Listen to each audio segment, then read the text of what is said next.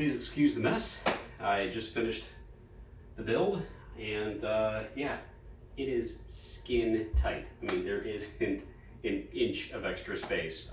And getting this thing down, I am by no means a strong man. I consider myself just a little bit below average. This thing is heavy, especially with like the vertical.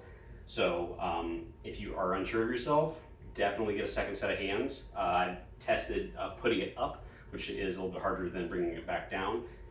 It's manageable, but if you don't have something down here, you're going to scratch the heck out of your floor. So this is made out of poplar, and it's been stained in an espresso stain with one coat of polyurethane. It's definitely rough, but so is the barn door. I don't know if that's in frame or not. I did sand this down after putting a poly coat on it, and though it's not as perfect as I would like it to be, life's not perfect. So I'm going with what we got. And also, if you see here, I had some poly run over, so it didn't actually stain properly, but you know what? It adds to the aesthetic, so I don't care. These are those, I think they're called like hotel security locks. They basically block a door from opening. So rather than putting the turnkeys or I think it's like a Murphy bed plug over here, I just decided to go with these guys. And now we lower. There's a queen size in here.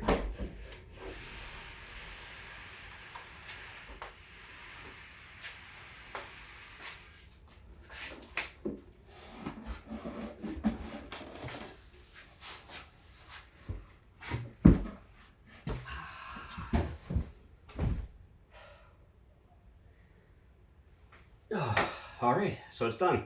Now it's a matter of getting it back up.